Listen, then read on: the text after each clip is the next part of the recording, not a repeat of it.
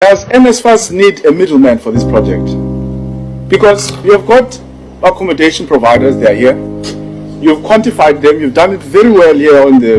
So you know who these people are.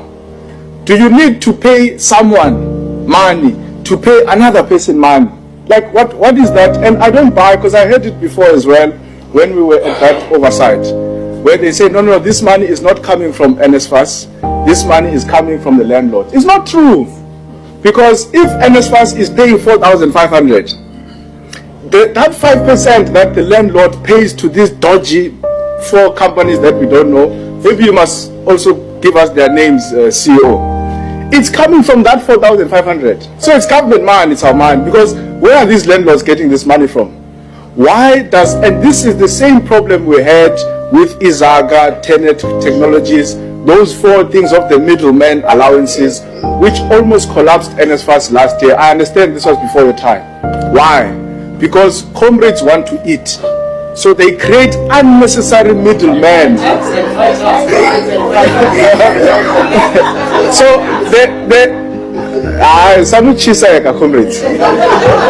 so they create an unnecessary middleman. Because when you answer, I'm also going to ask you, because in your presentation, you rightfully say, look, we have failed on 45 million rands just to take an invoice and give it to NSFAS and accredit once, and then they disappear, they don't do anything after that.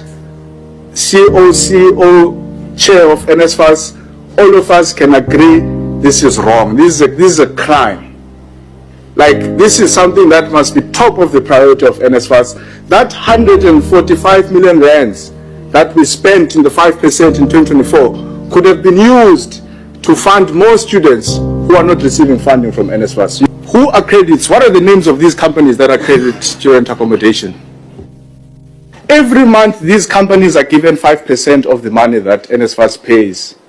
And we're told that this 5% is some type of a working fee or servicing fee. Now, CFO, let's take an accommodation that provides for 300 students. Now, the only time these companies do work is when they go and accredit. So they perform the service once. So Sihle goes there, is an ANC comrade linked to some NSFAS people. He goes and he accredits. Let's say about 300 students. We're paying per head about 4,500. So we're looking at 3.1 million rands that we're paying for these 300 students in this accommodation.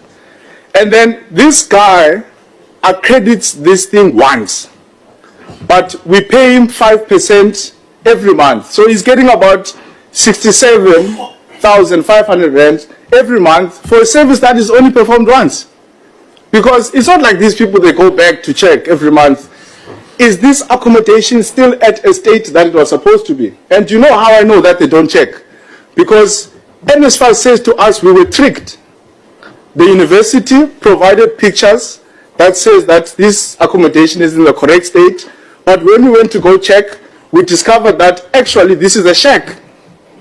So that's a clear admission from NSFAS that there is no constant check-up by these 37 private accommodation providers.